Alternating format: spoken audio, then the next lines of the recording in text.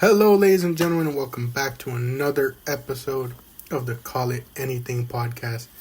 Season 6, as I brought up to Mr. Solis, I had completely forgotten due to the fact that, I don't record with Dom and Gio anymore, that this is technically the 6th season because I didn't get an anniversary episode out, so it completely threw me off. It was season 6, sir.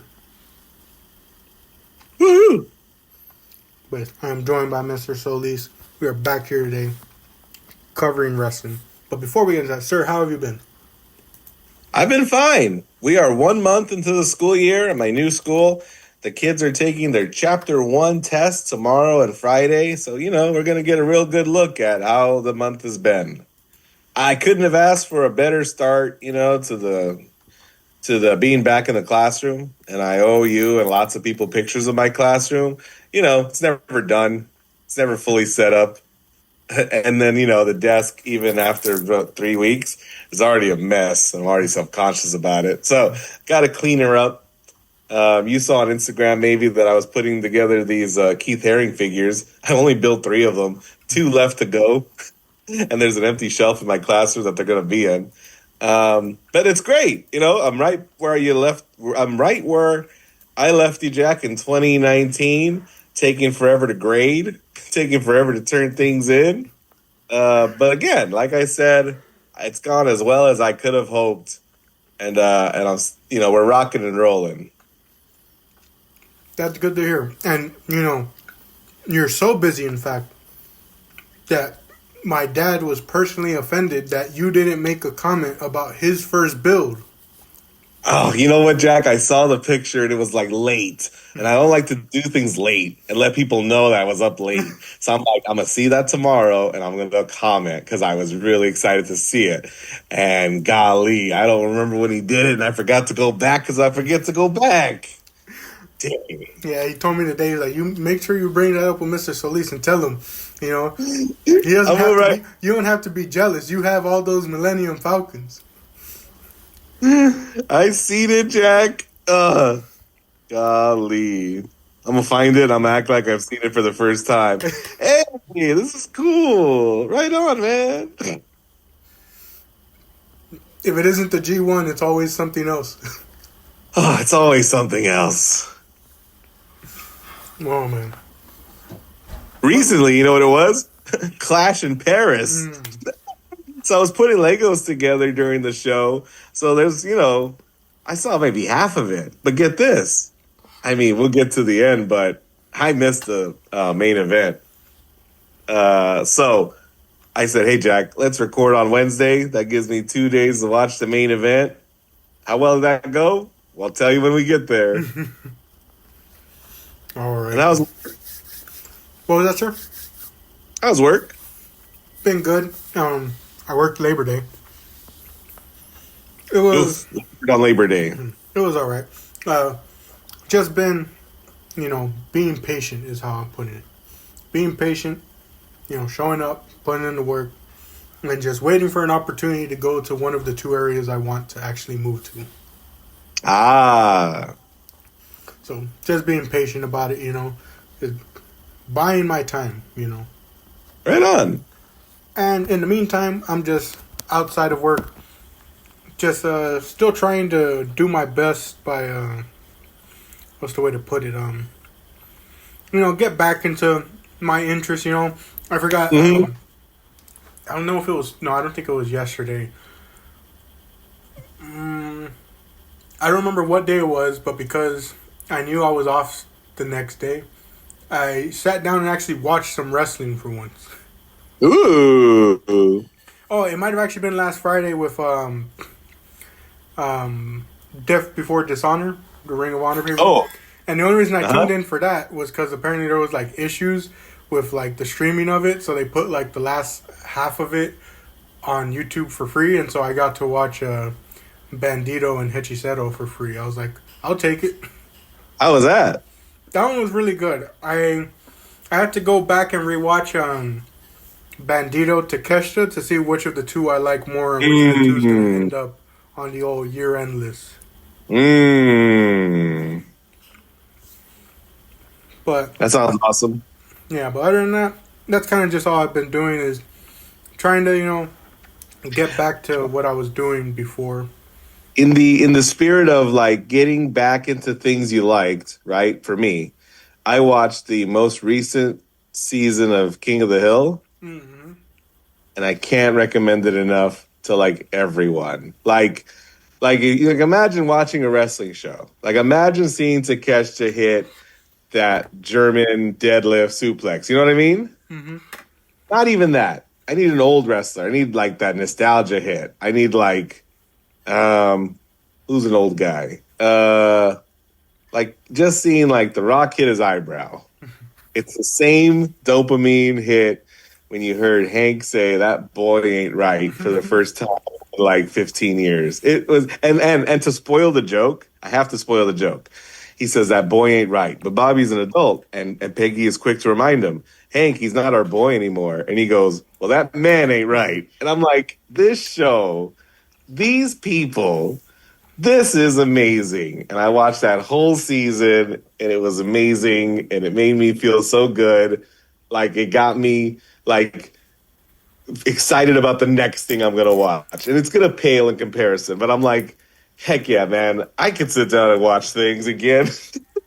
I can definitely relate to that because I don't watch like a lot of like shows and movies. And by the time I do, it's always like years later. Like I only just recently watched the entirety of The Bear. Yeah. So it's like that show's been going for a while, and I only just now barely started watching it and watched the entirety of it. So it's like I'm very slow to a lot of shows and movies. And King of the Hill, like, you know, it somebody I was listening to a podcast. That's what made me get excited about watching it. They were just talking about how so many revivals or so many like new seasons of old things are so self-referential and they're so like winking at the audience and they're so like self-aware, and this thing is so self-contained. They're just people living amongst each other and it's 2025, and I don't know, it's just I know the guy in charge is really big on character stuff because it's like the office guy, you know. Mm. Uh, so it was a good watch, and I was so excited that it wasn't like 6 episodes or 8 episodes. It's ten back to back bangers like Sheamus, banger after banger after banger, and Hank is mostly unwavering in his beliefs. He's like I'll never forget a kid at Tajima asked me, Mr. Sleaze, who's your favorite cartoon dad? And he says, is it Homer or is it Peter? Because that's what most people were like debating over. Is it Homer or is it Peter? And I'll never forget, I told him, it's Hank. And the sooner you figure that out, the sooner you'll figure out who I am. Yeah, I'm glad it's back because it puts them back in that conversation. And it's going to get another season. Heck yes. Yeah, see, and that's the other thing when it comes to media. It takes so long for the next seasons to come out. I always like it when media is like, boom, we're coming out with the next season next year or in 2 years. Yeah. Superman South sequel Park, just got I've announced. been, I've been enjoying the last couple of episodes of South Park, and I don't know, it's taken some time to get used to like the very scattered release schedule. So one's coming out tonight, but I'll see it tomorrow on Paramount Plus, and it's like every other week or weeks. But I can't imagine how they make it so topical and so recent and relevant without taking that time. Them guys were shooting things out week by week and referencing things that happened days before. Yeah, I think it's either the newest episode or like the one that's gonna be coming out is referencing the Boo Boos, and it's like that Yes. was just like this past month that craze was happening. And it's about like I think Butters is gonna like reckon with the tariffs as Yeah. he's trying to purchase. So like I don't know. They didn't do a tariffs for tariff's sake. They're not losing the boob. The fact that they can marry those and make like one storyline. That's why those guys are as good as they are. That's why they get paid the big bucks. Somebody said this is the King of the Hill season. Like it feels so good and it celebrates that show and those characters. And somebody on this podcast said, this is what would have happened for the Simpsons if they ever left. We would right now in 2025, we could be having a similar, exciting, celebratory, season if it ever went away. Yeah. And you like even think that they could have done something similar by bringing characters back older, but it's like they do so many of those episodes that like kind of loses that sentiment. I mean, they have their own sentiment when you watch like those Christmas episodes or those future episodes.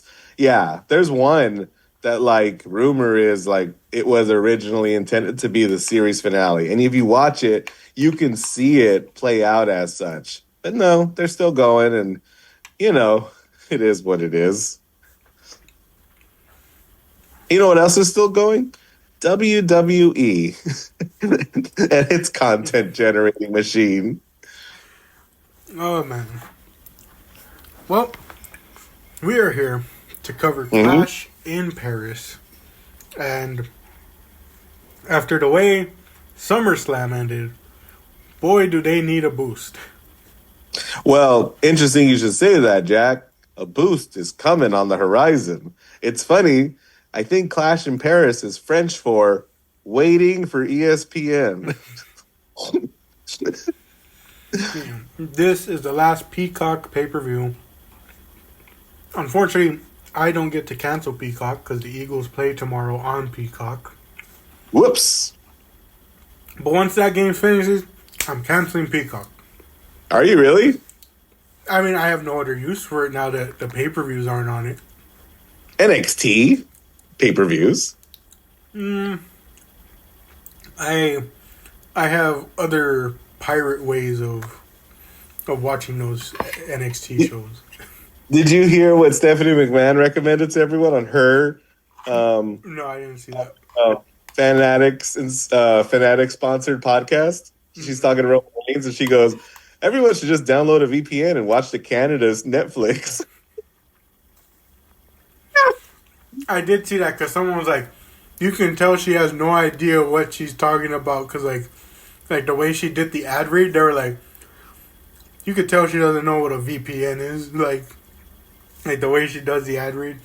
But in my head canon, she knows exactly what she said and what she means. But like Mr. Solis said, next pay-per-view will kick off the ESPN era. I don't know how we're going to watch that because I ain't paying that ESPN price. And like I have to do some research. I have to figure out if I get it. I have Disney Plus. I have Hulu. I feel like I've seen in a lot of places all three are kind of packaged together. Yeah, I think there is. Am I doing that? Is that a thing? Do I have something I don't even know? I believe it. But I got an update today that I have the NFL Network. I'm like, oh, I forgot to cancel that. So I have the NFL Network. Yeah, that's the difficult thing about these subscriptions is forgetting about them. I know they make a bunch of money off people forgetting that they have them. But yeah, we'll talk about Clash in Paris, an event that happened this weekend. It had matches. There were some matches that were going to happen that didn't happen for a lot of reasons. But I think an overwhelming feeling amongst the internet wrestling sphere is that they're holding out. They're holding back because ESPN is going to get a big old show in the end of September. And they're saving all their, marquee matches for what's being called WrestlePalooza. That will be going head to head, or was going to be going head to head with AEW. AEW moved their time. Like, it's crazy, Jack. Like, I feel like this whole WrestlePalooza thing is being very rushed. Why do you want to rush it? Take your time. Do it right. And then, to what end do you want to do this on the same night as AEW's All Out, whose pay-per-views, by the way, are now being carried by HBO Max? Yeah, I saw that. Yeah, especially because like it's the first ESPN pay per view. You want it to go well, build, You know, make it memorable. like the Netflix debut, they teased for months, and it was really good. Hmm. It's funny. Petty's gonna petty, I guess. But so this one saw a lot of changes, like you said. The big one was Naomi. I think Mm-hmm. that's what happened between our recordings. Naomi announced that she's pregnant, so she relinquished the title. Originally was Hey, going to and face she Stephanie. and she lowered her belt. She laid it across the ring, across the big word gym. I saw that one. Oh man, but she relinquished that title, so they moved that to WrestlePalooza. Mm-hmm. But let us begin this show. We started off with Bronson Reed versus Roman Reigns. It's very unfamiliar to see Roman Reigns in a match that doesn't have any title on the line. Yeah. And it was funny. I saw this match was first, and I was like Yeah, confused at first. I was like, huh, Roman's starting off the show, and then I remembered, back to pandemic days, the whole thing about if Roman's not closing the show, he's opening the show. because he's getting the heck out of Dodge. Going into this one, I picked Bronson. Mr. Solis picked Bronson, and my dad went with Roman. My dad went with who he thought was going to win, and while I could have gotten the easy point by choosing who I thought WWE was going to have win, I went with the choice to support my guy and believe. I believe so much, Jack. I was thinking ahead. I'm like, hey, they're going to Perth, Australia. Let's build up this guy so that he's in an even bigger match then. I'm all the way out, Jack. I'm like, yes, Bronson. It's so crazy. He's the best part of his stable. You know what I mean? Yeah. I think he's the most charismatic and awesome guy there. But they want me to think it's Seth. They want me to think the next one is Breaker. Nah, it's the tribal thief. It's the holder of the Shula Fala. Yeah, I fully believed into it. I was like, this is who I want to win, and even if I think WWE isn't going to go with It's him, never gonna happen, man. Everybody wanted him to win. And Jack, it was like as the match carried on, as I was rooting for Bronson Reed, I even had this thought, Jack. I thought, how many people can say they beat Okada and Roman Reigns? Like, period. Full stop. Who? I'm trying to think off the top of my head. Maybe AJ Styles? I don't know if he ever beat Roman. That would be, that's an interesting one to look up now. Now I got to look I that think up. Bryan Danielson's another one, but I don't think he ever beat Roman. See, now, and these are the questions that people need to be asking instead of asking the questions that they do in those post-show interviews. I told my sister about it. I was telling her about how early the show was, and she says, "Isn't your show starting?" I said, "No, you know how like before a football game they got those talking heads who just sort of sit behind a desk and go, 'So you're gonna run the ball? Yeah, we got to run the ball. Then we got to pass the ball. And like, that's how you're gonna win games: running the ball and passing the ball." And she looks and goes, "They have that for wrestling?" I go, "I know." It's as absurd as it sounds. I'm looking this up for AJ right now. Of course, there's a bunch of WWE live events getting in the way. It doesn't look like AJ ever beat Roman. Dun dun dun. Now I wonder if Bryan Danielson beat Roman. Let's see. Mmm. Because man, like if that's like an interesting sort of highlight for Bronson to have if he were. It could have been Bronson. Spoiler alert to the listener at home. He doesn't win.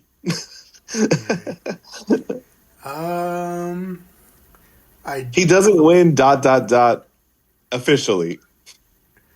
I don't think Bryan has beat Roman either. No, it would have happened after his return during the 1,000+ day fourth longest reign. He took his shots. He had chances, but didn't beat him. Yeah, obviously he's like beat him in like tag matches when they were like the Shield Oh, that's right. and like Team Hell No. But like, as far as 1-on-1, I don't see anything about him beating Roman. It's funny. Bronson. I looked this up. Yeah. And of course, it's the live show, so that's what makes it make sense. But there's like 5 matches in a row where Team Hell No beat the Shield at live shows by DQ. Wow. Like Wow. all 5 of them, or 6 of them actually ended in DQ. That's really funny. You got to keep them strong, brother. But yep, Roman comes out on top in this one. With a spear that I wasn't fully behind, except when I watched it again the second time. It comes after a middle rope or a top rope Samoan drop. So I'm like, okay, the two of them together could have put Bronson away. But Bronson looks so good. Is this the best he's looked since like his WWE run started? I think so. Yeah, especially like as far as like match goes, because like the best he's looked is like the post segment of this match, and like Of course. when he did that to Seth as well, like those are like definitely like outside of wrestling matches, like that's where he's looked best. But as far as match, I think this is the best he's looked. But what about, how about Roman goes for the spear, he stops him and power bombs him. Like, that was amazing. Yeah. I also like the one where, I think it might have been that same spot where, like, Roman went to, like, spear him, and, they, like... A shotgun drop kick? No, it was, I saw that one was good, too, but, there was a spot, because I remember it, because my dad made a comment, too, because commentary was like, it was like, I forgot how the commentary said it, but they were basically just like, the two of them kind of like clashed into one another, and like neither man budged. And my dad was like, that looked like Roman tried to like spear him, and he bounced off of Bronson. Like it didn't even look like Bronson even moved in it. Like it just looked like Roman bounced off him. But yeah, this is the best he's looked, and then even better in the post segment after this loss. Both the Brawns beat down on Roman. Braun Breaker spears Roman through one of the announce tables. Bronson hits like 4 or 5 tsunamis onto Roman. The best one was when they had Roman strapped down to the stretcher already, and he goes to hit it, and like commentary really sells it by being like, he's strapped down, like he can't move, like he isn't able to move, and like even try and brace for the impact because of him being like tied down, and then just eats the tsunami full on. And like, I don't know why Roman had to win. Like, if we were writing Roman off, why did he have to win? Why couldn't he lose? Could he take one L? The man's wrestled twice this year. Yeah. Come on now. And he comes, and then he'd come back. And then he would come back, and maybe that's it. I mean, maybe beating Bronson now just sort of, well, he's going to come back because he got squashed like 4 times. Yeah, I don't know. It doesn't make sense to me, especially because, like you said, he's wrestled like twice this year, and now he's getting written off again. This reminds me of all those times we had to keep writing off Brock. Remember those times? Yeah. When like his move was always getting permanently suspended because he killed somebody. He'd be like, I wrestled my one match. How am I going to get off TV? And then he'd like eat a referee. And it'd be like, Brock Lesnar is indefinitely suspended until we need him again. Yeah, or the one that I always remember is like that collection of Roman Reigns returns to SmackDown. Like, that collection of all the times that's happened. Yeah. But yeah, I don't agree with the result of this one. Braun really needed it more. I enjoyed it all the way to the end, like literally to the finish. Good match, but definitely wrong winner. The next match, the tag titles are actually on a pay-per-view. I thought of you. I'm like, look at this. Would you look at that? Yeah. Street Profits versus the Wyatt Six. And the Street Profits are brought to you by the new Borderlands game. I don't know enough about it to know, but they had cool masks and commentary going into overtime. You know, went out of their way to say that they're fighting guys who know a thing or two about being spooky in masks. And I was like, that was a reach, but I appreciate it. Yeah, that was a good one. What were your thoughts on this match, sir? I wanted to enjoy it. Like I think I will say that a few times. I wanted to enjoy it. I love the Wyatt Six out there doing anything. They've got a thing going on where Street Profits are doing that will they, won't they break up thing, which I feel like only came up in the beginning and then was never brought up again. Yeah.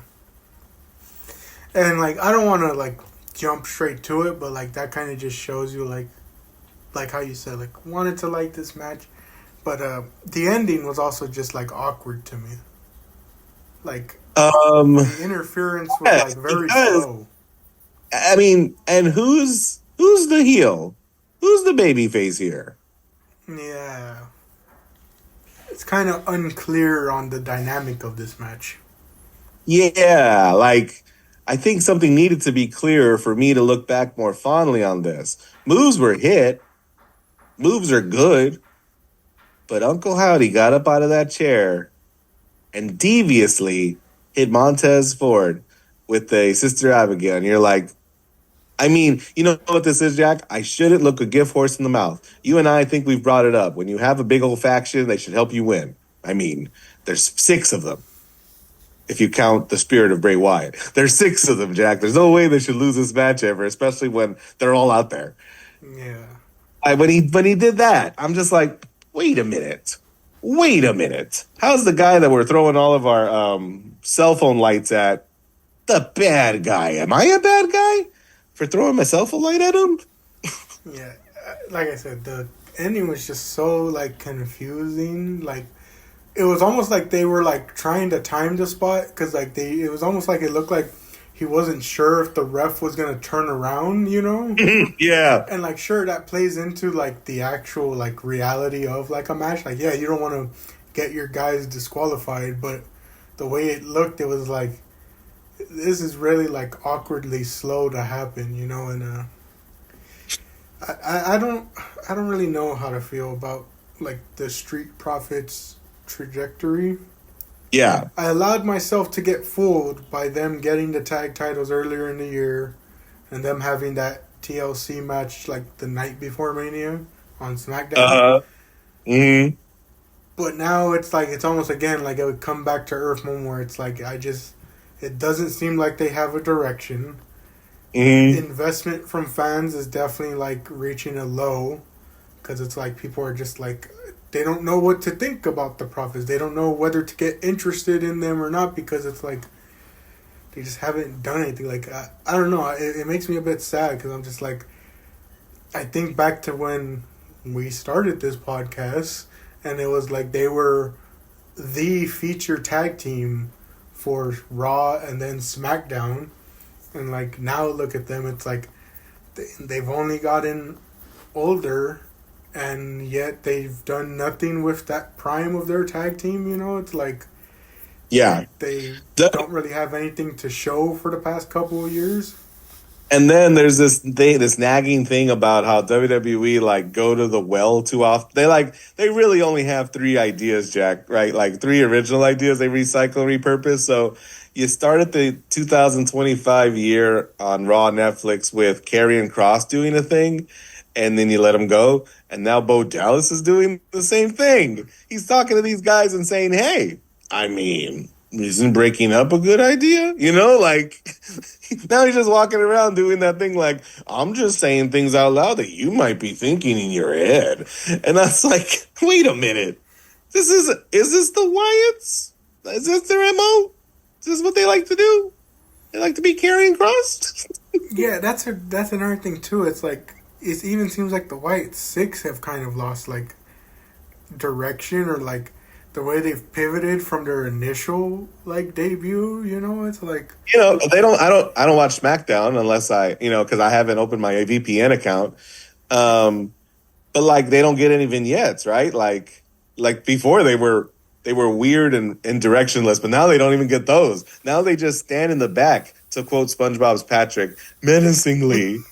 That's how they set up feuds, Jack. They just show up in the background of other people's shots. Yeah, and it's like I miss the vignettes because it gave so much like personality to the group, and it gave like this sense of like introspection in a way, because it was like those Bo Dallas vignettes when they started this group were like so like deep and like blurring the lines with his like real life like struggles of like having to cope with like loss, and now it's like you said, they're just spooky group. And the Wyatts, like the Wyatt Six, the characters, they don't have the TV show framework that they used to have. Remember, like the Uncle Howdy show, the Firefly Funhouse, where Bray had a title and he just was treating it like a plaything to to fans' chagrin. At least it had a motive or a story. It's like, hey, look at this nice plaything I have. LOL, OMG, I'm subverting your expectations by putting on the smile, right? Like, Uncle Howdy doesn't have that. And then all of the characters, like, they don't have an outlet to say the things that they're thinking or to express their motivation. Like, they're currently the reigning tag team champions. I don't know how they feel about that because they haven't told me. Yeah. The tag division is still, like, I don't, at this point, like, you just look at the tag scene in WWE and, like, it's sad because they have some good tag teams. Like, I see people always talking about SmackDown's tag division, but it's like, when I see stuff like this and I see, again, a company and a fan base that prides themselves on the character work of, and the storytelling, it's like the tag division sure doesn't get a lot of that anymore, because now it's like you're just looking at the profits and wondering what's the direction for them.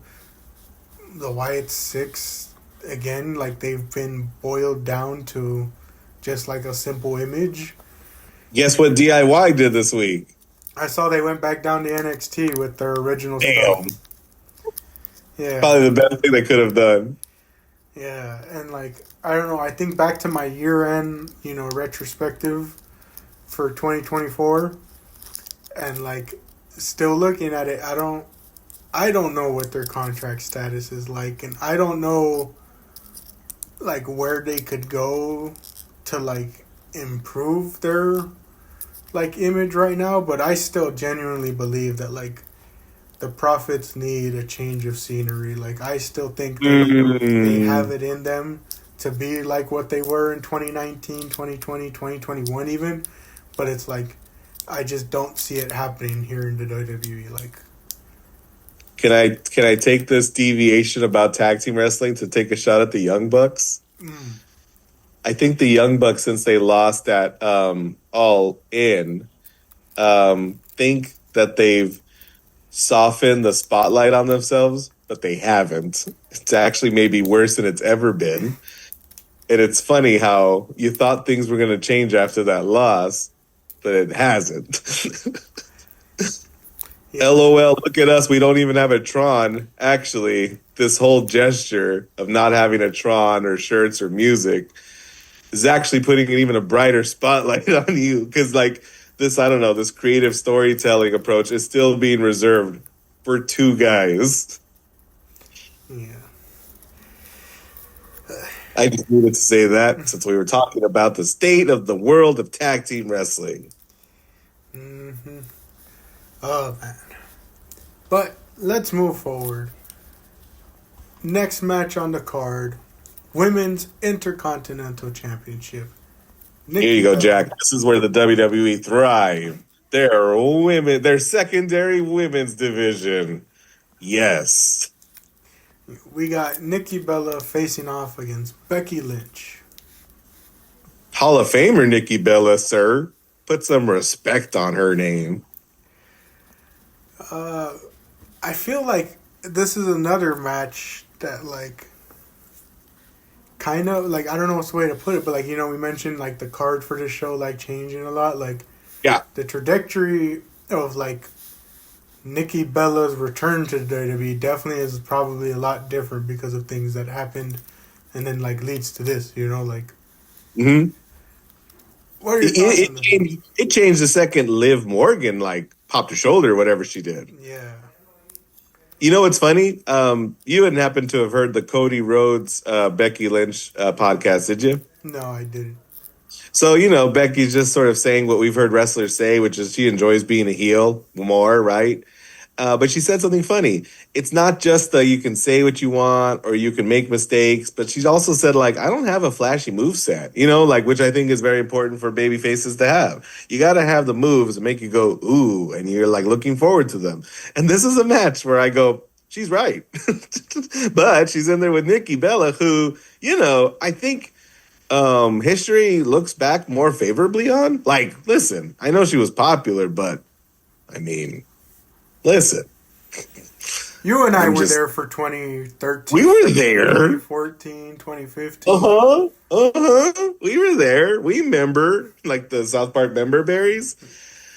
So, I think this match kind of depended on Nikki to do more than she was capable of. I like the one spot I think that like worked really well was the X Factor on the stairs. Yeah, that one looked good. There's, some like stealing move spots. You're like, well, I guess if you don't have your own, you can steal hers. I will say, like, going like a bit off topic, but I do find it funny when people try to like do revisionist history, and like those of us who were there get to be like, you don't get to revise history. We were there for those moments. We were there. But yeah, this one, it was all right. Like, it was definitely like a bit better than I thought it was gonna be, but like, it wasn't anything crazy. There was that springboard drop kick that got mistimed. That didn't. Yeah, and then it was funny watching.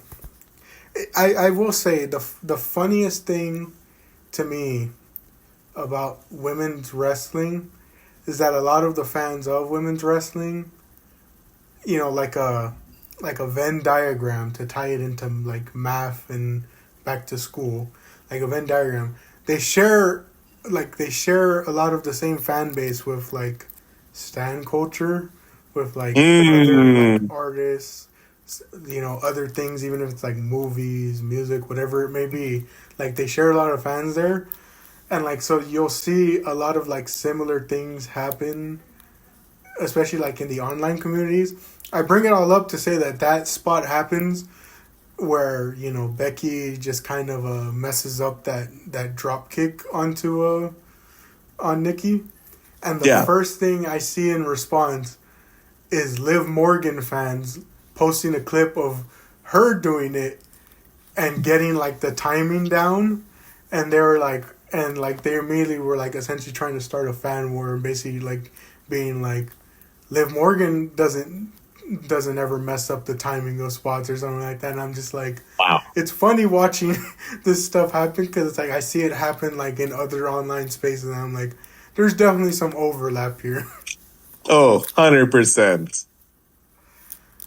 But Becky ends up winning with a roll-up, which kind of surprised me. But like, it kind of makes sense given her current character. It's a little bit of not a spicy roll-up, but it's got some flair to it. It's a baseball slide, but kind of rolled into it, and she did it at Evolution as well. It's such a unique approach to the pin that I recognize it from Evolution, and Wade Barrett dubbed it the Lynch pin. And I think, Jack, I'm a simple guy. For all the criticism that we've levied across this product in the last 3 matches alone, it seemed like we're hard to please. But the second he called it the Lynch pin, I was like, dang, that's the greatest thing I've heard in a while. There was another move. Was it with the Wyatt? Oh, I think it was the Wyatt 6 where they used like that power bomb. The one they finished with? Yeah. And then Dexter Loomis with the suplex into a sit-out power bomb by Joe Gacy, I was also very impressed by. Yeah, and commentary immediately made note. They were like, they're calling that the plague now. Uh-huh. So, like... Yes. Commentary Yes, was like to name dropping a double, lot of these moves. yes to double team moves. Yes to commentary adding to lore. Commentary are gonna mess it up real bad in a match coming up, and I'm excited to see if you noticed. Alright, well, that concludes that one. Becky retains. And Hey, and up till now, 3 matches in, how we doing on our predictions? um, all three of us picked the White Six, so that was an easy one. And then all three of us picked Becky, so that's another All good one. right, so your dad's up by 1 because he acknowledged Roman Reigns as his tribal chief. Man, let's go back to 2020 and tell my dad that. Oh, Oh, man. this is the best Roman Reigns, one that doesn't have Paul Heyman interfering in his matches.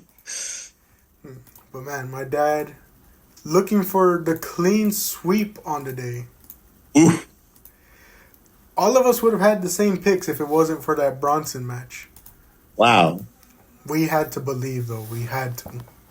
Mm-hmm. But the next one, Sheamus versus Rusev in a good old-fashioned Donnybrook match.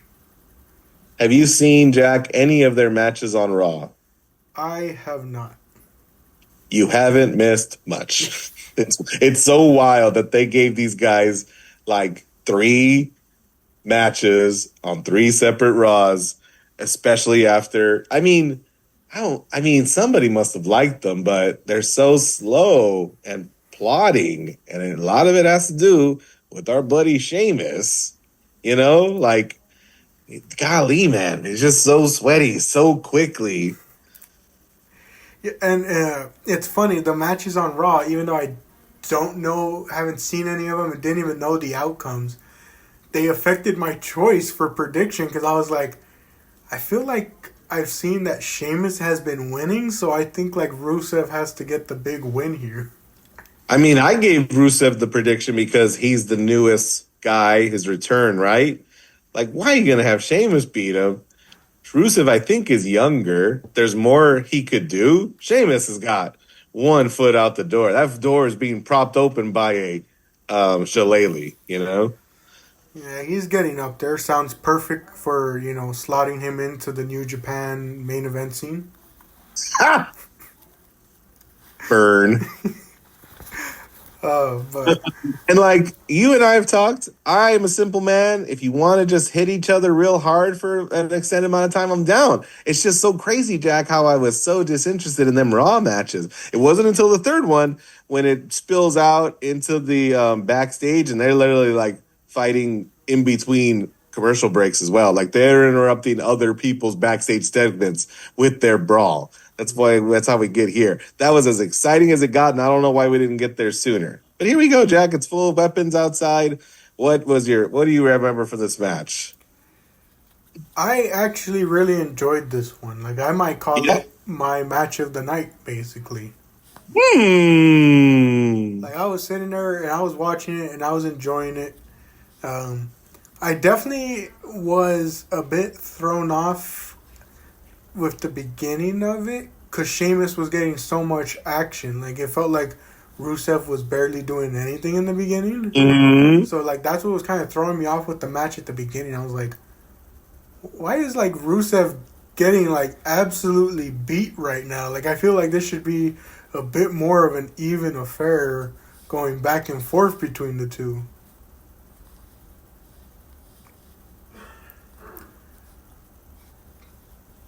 But that was pretty much it for me.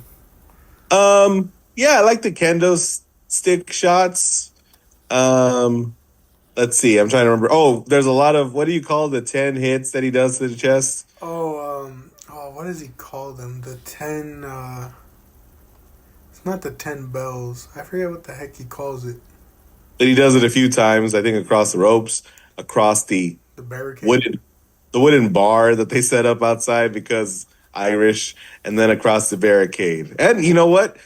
We haven't mentioned them yet, but kudos to the Paris audience. They were there to have a good time, and they let their voices be heard. They enjoyed every single one of the batterings of his chest. And it's funny to hear people like Jack Swagger on that podcast he did with Chris Van Vliet reminisce about how he's working with Sheamus, and like it's clear that there's a you know a branch of wrestlers who just make it look like it hurts because they make it hurt.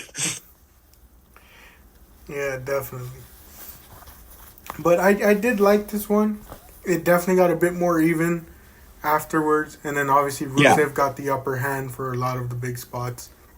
Yeah. The spot through the 2 tables was pretty crazy off the barrels. Mm-hmm. The white noise. Yeah, the air raid crash off a bunch of barrels. I'm glad they went up there. It was very reminiscent of the Sami Zayn, Kevin Owens Elimination Chamber match. Yeah, and then they did something with the bar too that like I kind of called it in my head. I was like, I have a feeling like Rusev's gonna do a spot here on this bar, and then they ended up doing it. But Rusev wins with the accolade. Yeah, using the shillelagh. Ooh, what a heinous thing to do. Yeah, I really enjoyed this one, and especially as someone who admittedly hasn't watched a ton of wrestling, I was like, that could be in contention for me, like due to how little wrestling I've watched. You know, you calling this the match of the night, I find interesting. I'm glad you enjoyed it. But I actually am still recognizing the Bronson Reed Roman Reigns finish notwithstanding as my match of the night. All right. But yeah, good one right here. Was definitely, I mean, I knew that these 2 men could probably have like a good match, but given that like you said, they had 3 matches on Raw, none of them were noteworthy enough to like, catch my attention. I was like, still a bit surprised by this. I was like, okay, they still got it. Sheamus, I mean, is actively losing weight as he wrestles. We see it melt off his body.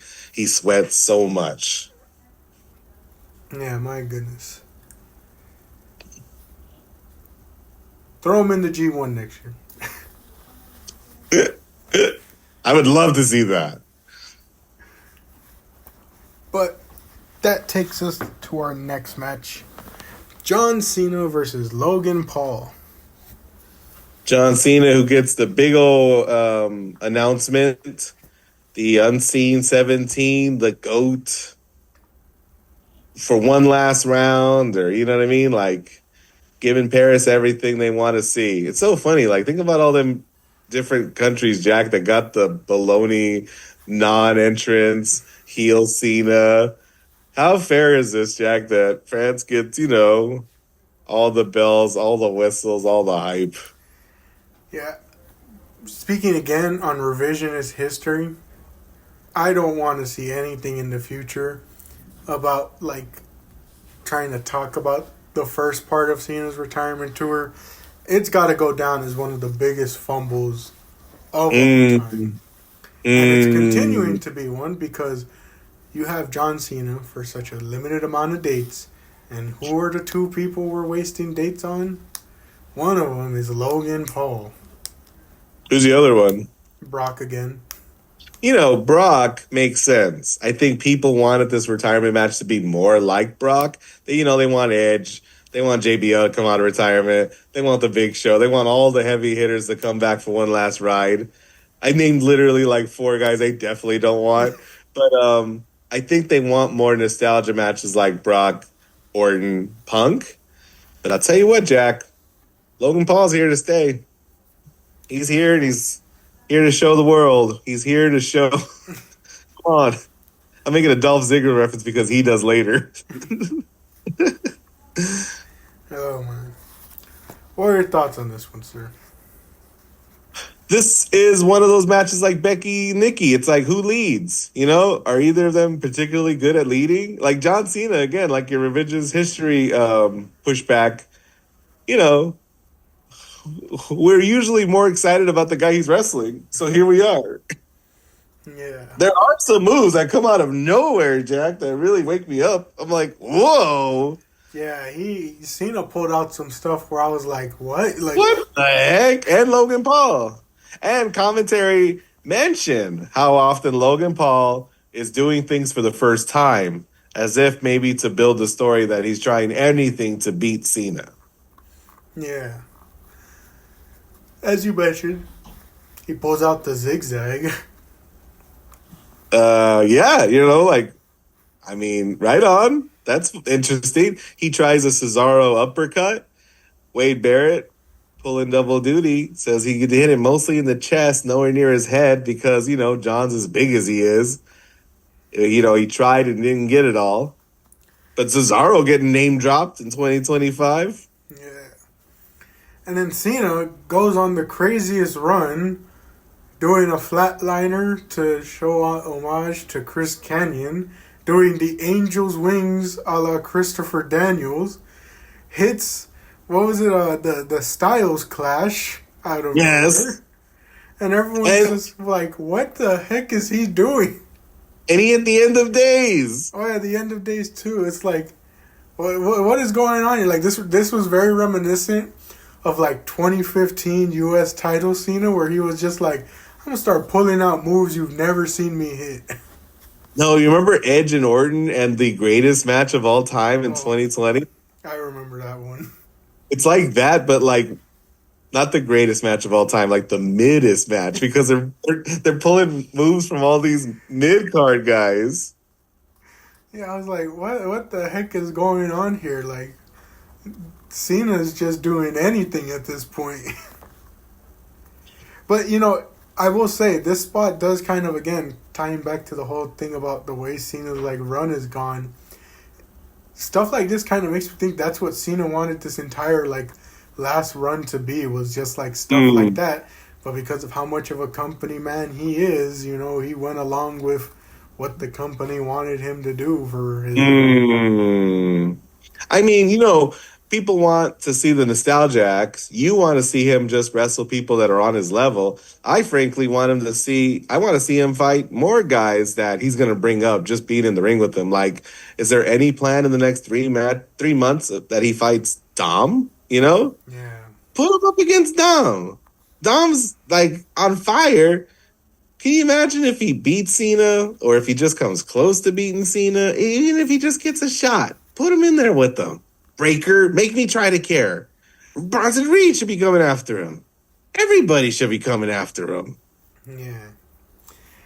It's like the Death Riders angle. Everyone should be coming after this guy, and yet no one is. That's funny how even without a title, Cena still has like something that they all could be clamoring for. Just like, maybe it's like, you don't even make it to December because I'm going to put you on the shelf right now. And then they don't, because he's going to start swatting them. And the plan is always that he's going to beat all of them. So he's going to beat all of them. But they don't have to say that. Yeah, definitely could have gone a lot better. And who knows, like, no one can even predict who his final opponent is going to be at this point. Because so many people are like, who's deserving of it? Like, other people are like, it should be a younger guy. Other people are like, it should be, again, like, nostalgia. It should be like... Maybe tonight he planted the seeds for Baron Corbin. Oh, man. But... Wouldn't that be great if it was, like Jericho?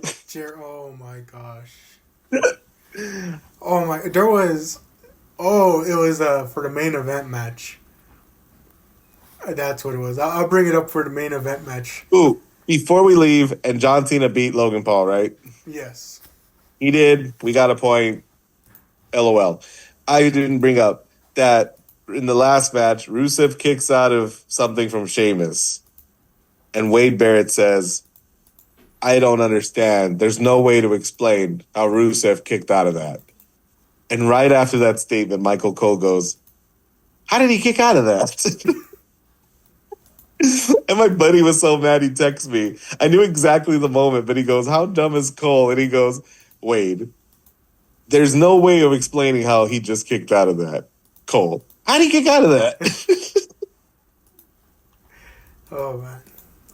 But, like you said, Cena wins. We all get a point. Now we move on to our main event.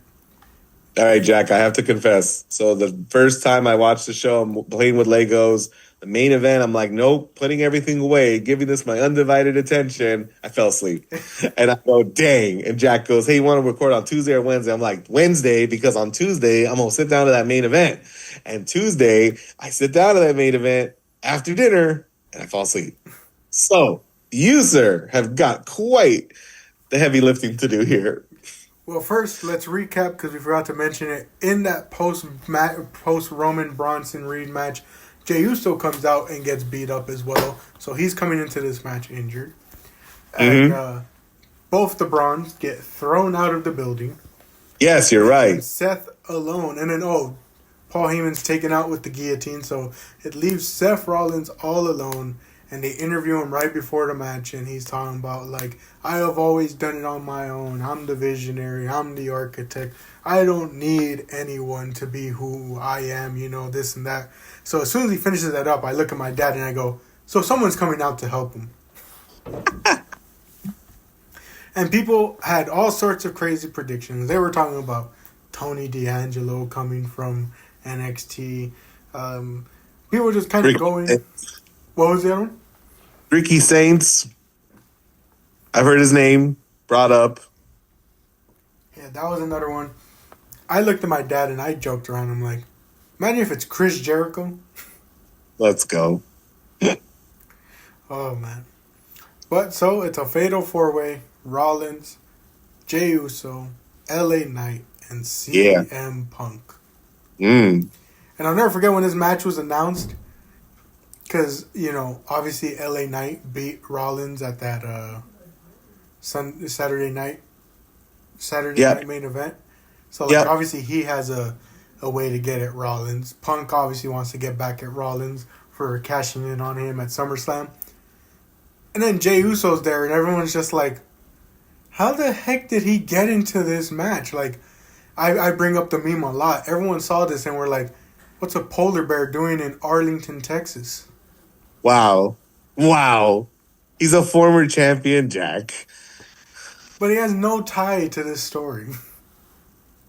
Well, Bronson Reed keeps stealing his cousin's shoes, so there's a tangential, connection. I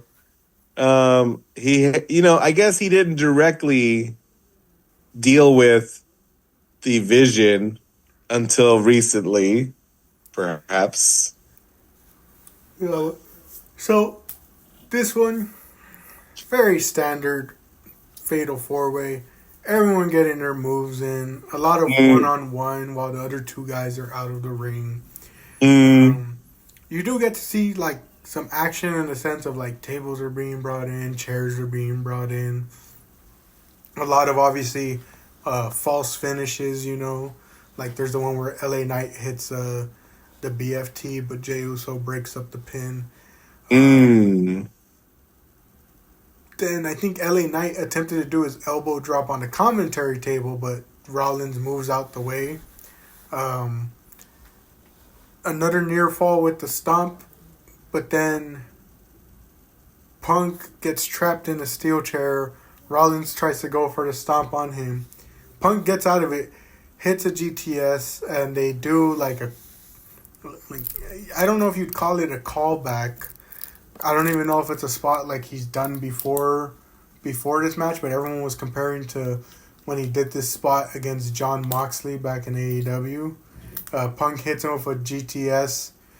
Rollins bounces off the ropes and then falls onto Punk, who collapsed to his knees, but he's still carrying him, so he gets him back up and is going for the second GTS. He did a similar spot with Jon Moxley in AEW. He goes for a second one, but a hooded figure, comes in and delivers a low blow, and immediately I'm looking, I'm like, who the heck is this? Because they look very small, very slim.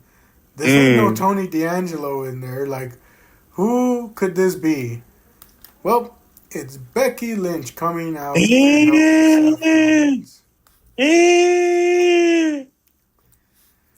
Yep. Comes out to help him. Low blows CM Punk. Rollins hits the stomp on the steel chair to retain his title. Didn't need anyone, he said. Does it by himself, he said. Hey, you want to talk about revisionist history?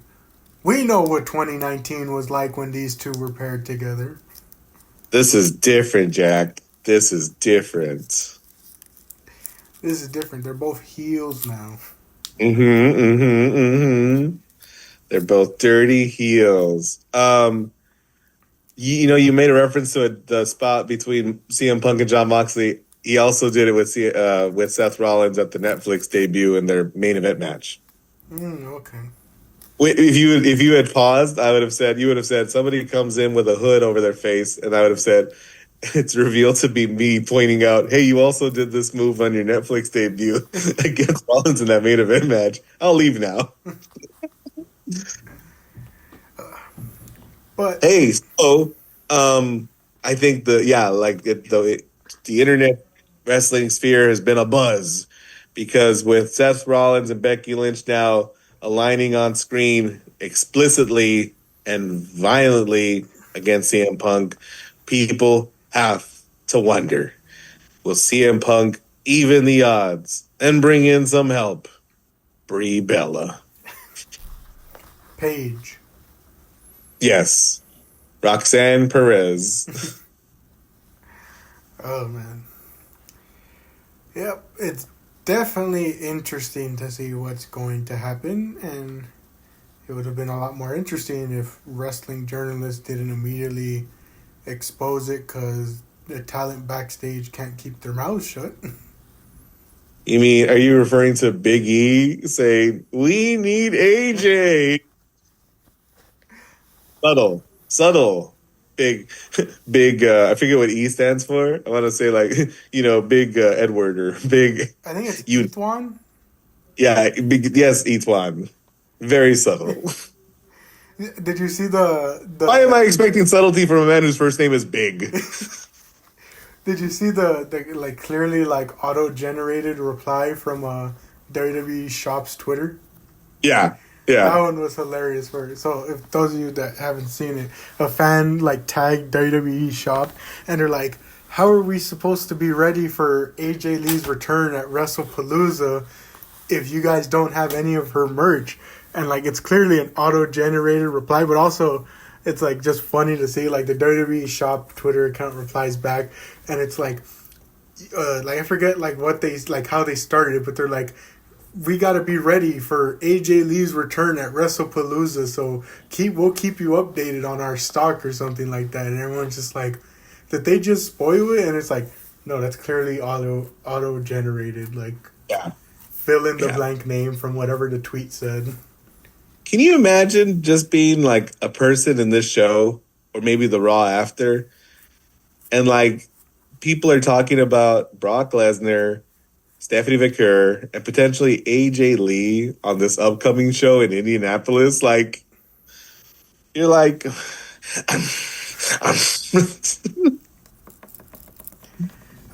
can't have anything nice. I am ready for that show just because of Io and Stephanie.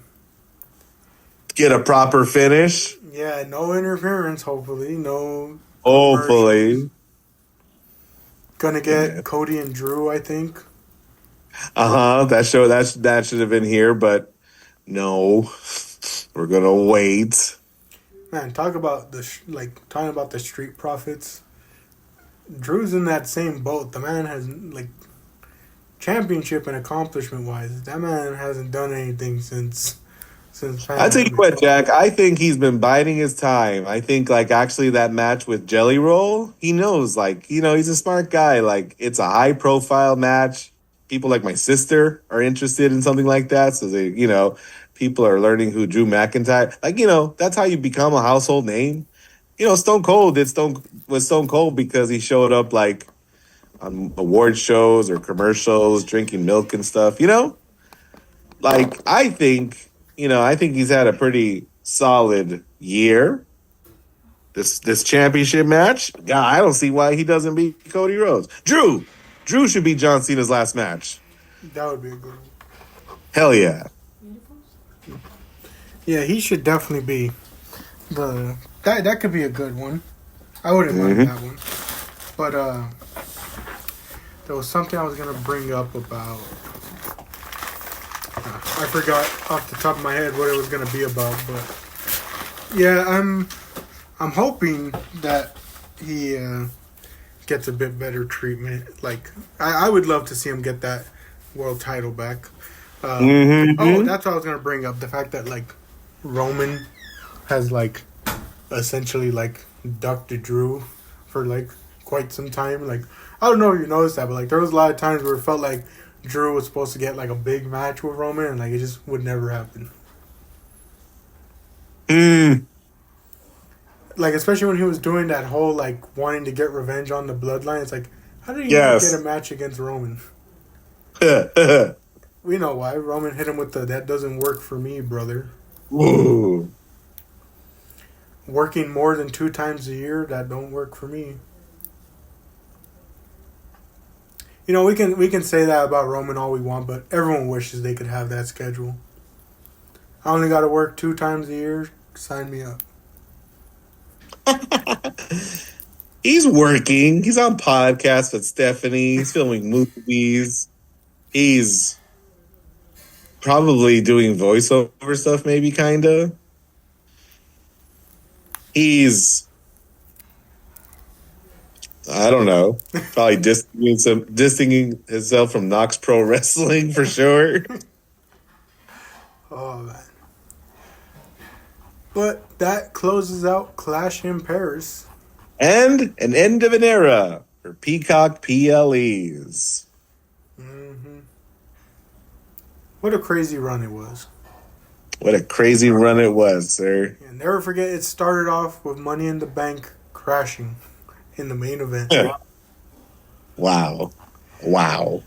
But my dad finishes with a clean sweep, which is the first... Oh, no.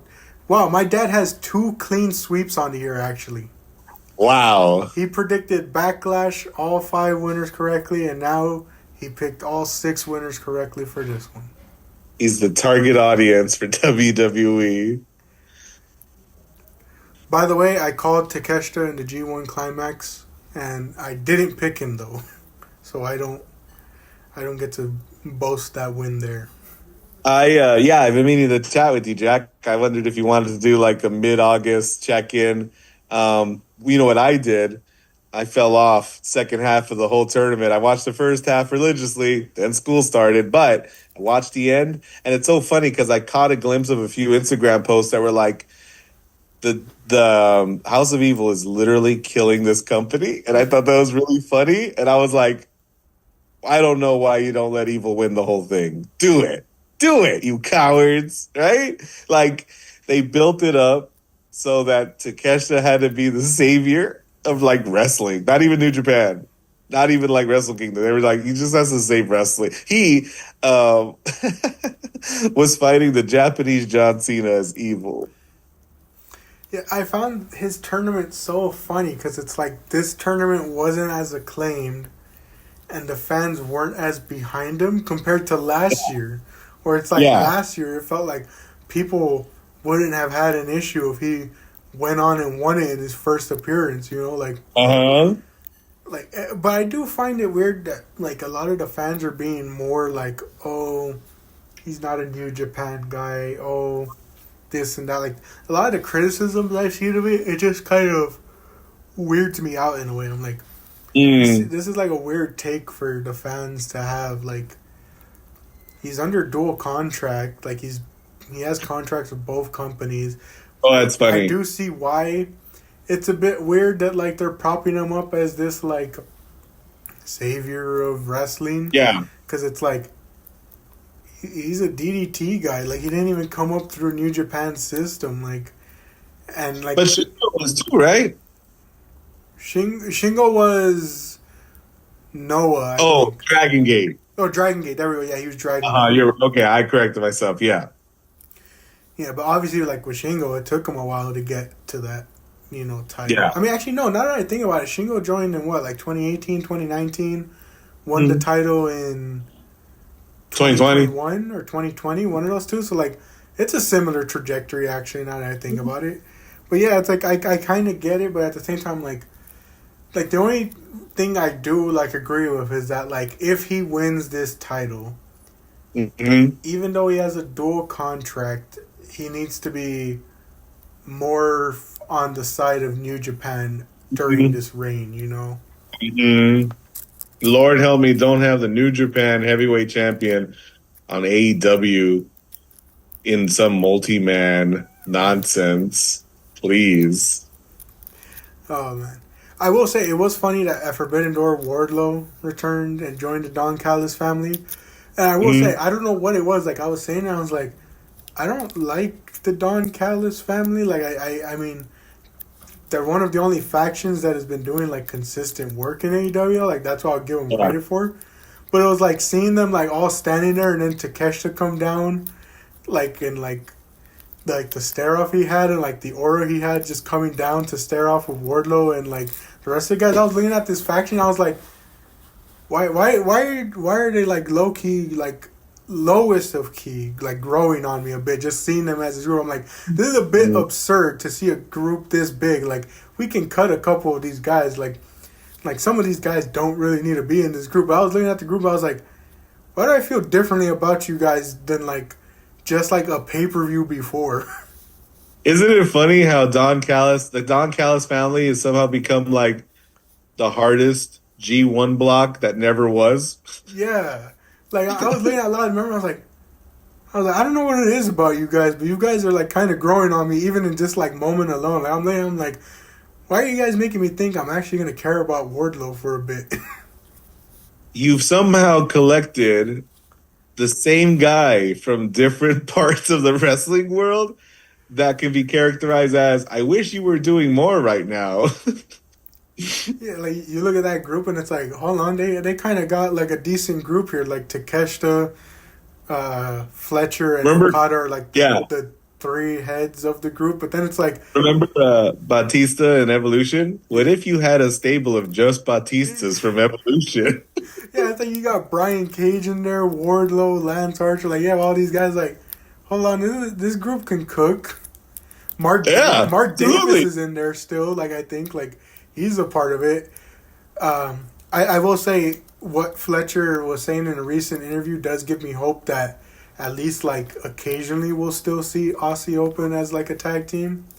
Mm. But like people were like, again, like you mentioned the whole like Batista and Evolution. Like a lot of people are like, if Fletcher or not Fletcher, if Davis could just stop getting injured, he can go on to have a decent like solo run as a part of the Don Callis group, or even as a trio, he could definitely contribute. Like people don't realize it because of the fact that like he's the one member that just again gets injured a lot, but Davis is pretty good as well now. Yeah. I don't know if he can go the Kyle Fletcher route because Fletcher this year has just really blossomed into like the potential that people saw in him. But it's like there's a lot of guys in that group now that I'm like, this could be a good group if they do things right. They're still hitting that like Wolfpack levels of like having so many different members, but it could work out. Mm-hmm. And it does make me laugh thinking back to when this thing started, and they did that Last Supper image on the Titantron, and the initial thought from everyone was, "There's no way they're gonna have that many members. We're getting there." Had no face, right? Yeah, it's like we're getting there. It's We're getting to the getting point there. where everyone's like, "Well, who's gonna be the Judas?" Ooh. Takeshita. I mean, you kind of hope, right? It's funny though, because in this iteration, like, no one's gonna look at Takeshita as the bad guy for betraying this group and like going off on his own. No. But oh, It'd getting be, back. it'd be funny if but Okada's in it, so it doesn't work. But it'd be funny if Takeshita strictly spoke Japanese. Don Callis doesn't try to understand what he's saying, but it'd be funny if every time he spoke, he said like, "I will be your demise," or "I will turn my back on you" at a moment's notice, and only the Japanese fans or Japanese familiar with the language know this entire time that's what he's saying. That it's funny you mention that because that reminds me. It just reminded me of the fact that Echiseto is a part of that group, Yes. And when he joined, he did a promo in Spanish, and you could tell like none of the guys knew what he was saying, especially because Kyle Fletcher's in the back making all these like faces at the camera while Hechiceto's speaking, and it's like they have no clue what he's saying right now. Like when that segment first happened, like a part of me was like, why do I feel like this is just a setup and they're gonna like beat up Hechiceto? But now he's like a full on member, so it makes that segment even funnier because it's exactly that. Like the guy's cutting a promo in Spanish and Fletcher's just making like ooh faces in the back because he's like he doesn't know what this guy's saying. That's really funny. Jack, you causing me to have to check out the Don Callis Valley next time they're on TV? Oh man. Because of how little wrestling I watch, it's like I'm gonna get to those year-end awards I like to do, and because I include like trios and factions in the tag team award, because it's like I did it last year because I was like there just wasn't enough tag teams for me to like enjoy to like give a full like top 5 like honorable mentions. So like I started including factions, and now I'm like, am I going to have to put these guys in that honorable mention? Am I going to have to give them that award? Because, like, as soon as that happened, I was like, I gotta get back into more wrestling. I can't let this happen. That's very funny. But a lot to look forward to. WrestlePalooza, All Out. Wondering, I don't know who Hangman is planning to face. The one interesting argument that came out of the whole, AJ Lee return and Io and Stephanie was people being like, what is AEW going to do with their women to counteract this? A lot of people were thinking, throw just your biggest hitters in like a women's blood and guts, or like even like a stadium stampede, like whatever they could do to get like a bunch of big names.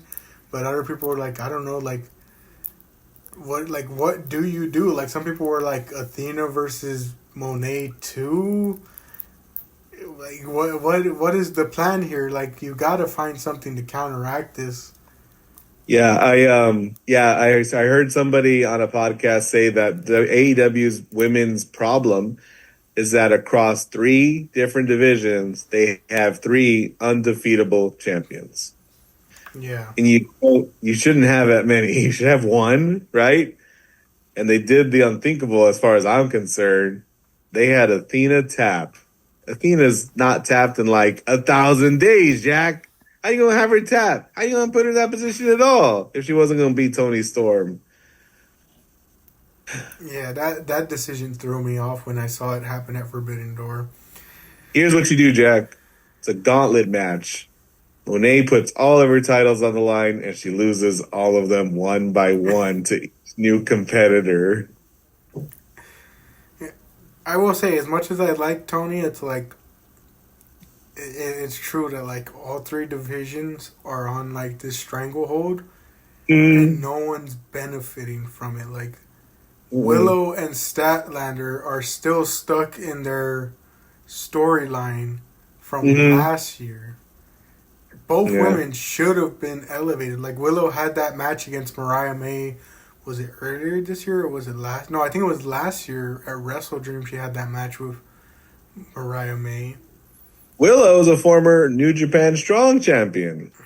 Yeah, like those Chris and Willow should have been elevated. They should have been rewarded after their feud last year.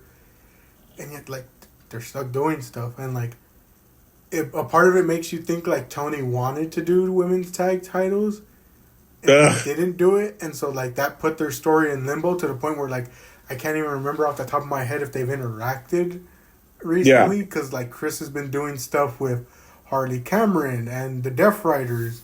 Will she join Marina there? Like so many of the women are stuck in limbo over there, and it's just like it's hurting a lot of them because they're not being allowed to like grow. Yeah, I don't know what direction they're going to go. I don't know who's going to challenge Tony. I don't even know who's going to beat Tony. No one knows who's going to beat Monet at this point. No one even knows who's going to beat Athena at this point. Nope.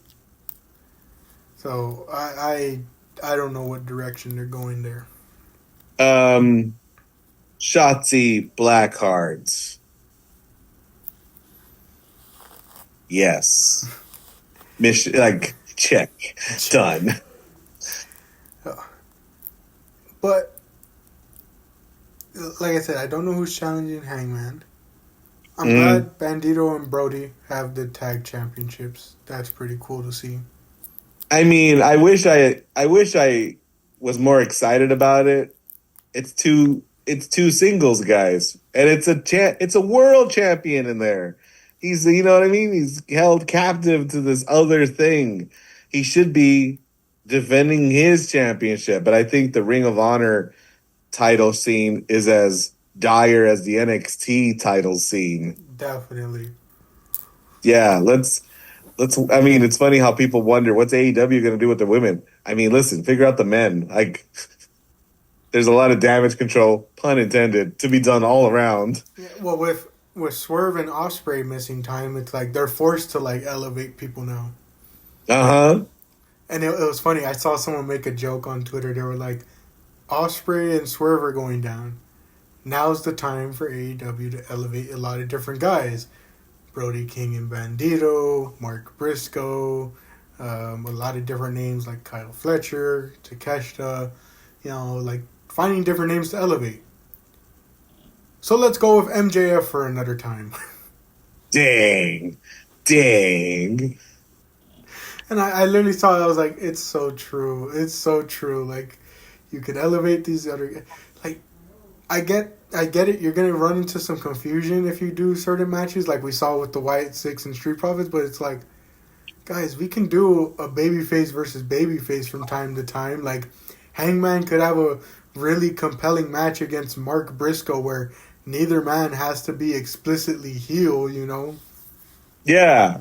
And it could just be a match built around the story of, like, Briscoe wanting to climb to that mountaintop and having that emotional moment, and Hangman having to, especially because of how complex his character has been. Like, imagine that story where, like, Hangman's trying to figure out, like, how do I do this without, like, coming off as the bad guy, in the sense of, like, I don't want to be the man who crushes Mark Briscoe's dreams, but, like, I care about being a champion. I had to fight to get here too, and I'm not going to let it go that easily.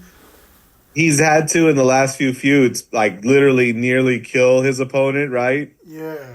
Like, what do you do when you're in a position where, you don't have to go that far? Is it possible to go any other way, Yeah.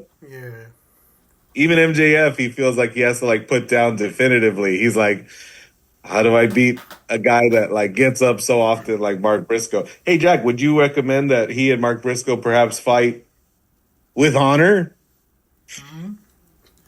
That could be a good one. Good old handshake, Jack. Golly.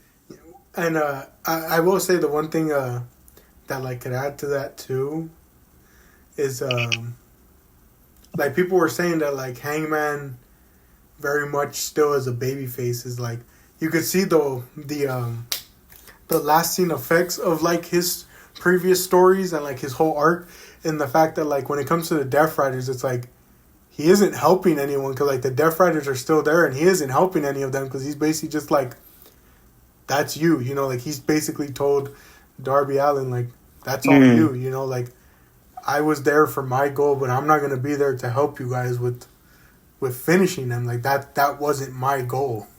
You're going to have to rely on the husk of Tanahashi and Will Ospreay's spirit. But, I mean, hey, right there, that's another compelling story between a babyface matchup.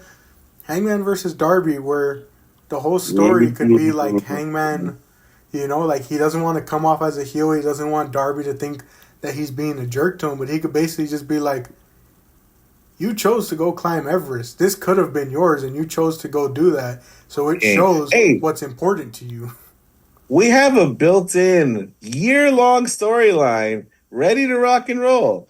It's Hangman versus that whole Don Callis discipleship, one by one. Just this, it's Hulk Hogan versus the Dungeon of Doom, the Legion of Doom. No, what do they call themselves? I think it was the Dungeon of Doom. Dungeon of Doom, just one after the other. Just tagging next. Wardlow's turn. The one I'm interested for when he comes back from injury, because the whole like he's 2 up on Hangman, is when Jay White returns. Ooh. Yeah, he's 2 up on Hangman, so that could be a good one. That would be a good one. Yeah. A lot of interesting directions to go. Yes, sir. I'm excited for. We'll see. We'll see how All In shapes up. I didn't watch Forbidden Door, sir. Like I decided I'm gonna skip that one. And I regret nothing. But we'll see how All In shapes up. I think I just had it on in the background. All Out. Yeah. I will say, All Out has typically been pretty good. Like, yeah, it's got a solid track record. I mean, the past 2 years, it was even in conversation to be better than All In. You know? So it's like definitely something to look out for. To give a little closing bit for the listening audience. So the last time we met, the rankings went my dad with 28, myself with 27, Mr. Solis with 25. What a fall from grace. Well, that leaves you with 30 now with 5 correct guesses. Myself, let's see, I had 5 correct as well, 27, 32. Yep. I still know how to do math. Uh-huh. And my dad, with another clean sweep, gets himself up to 34. At least I'm in the 30s. I have to be grateful that I'm not still behind in the 20s. Yeah. But that's how the rankings have shaped up. As we get to the end of the year, it's going to be interesting how close this race gets, especially because, I mean, I do have to say it is very telling of WWE that like a lot of us get free points from these predictions just because we're like, the WWE is predictable. But like I'm excited to when like we get towards the end of the year, especially like with Cena's like if Cena's retirement match happens on a pay-per-view rather than like Saturday night main event, I'm interested to see like how does that go? Like, do we think they're gonna let Cena ride off into the sunset, or is Cena the type of guy to lay down on his last match? Cena versus Gunther. Ooh, I didn't even think of that one. Saturday night's main event. Gunther beats him. Cena surrounded by his loved ones in the ring. They cut him off mid-speech. Hey, remember when? And then watch and see if Goldberg's still mad. You remember when they did that to Sting too? They didn't let us at home listen to his speech to the crowd. Yes. Oh man! But any final thoughts for the listening audience, sir?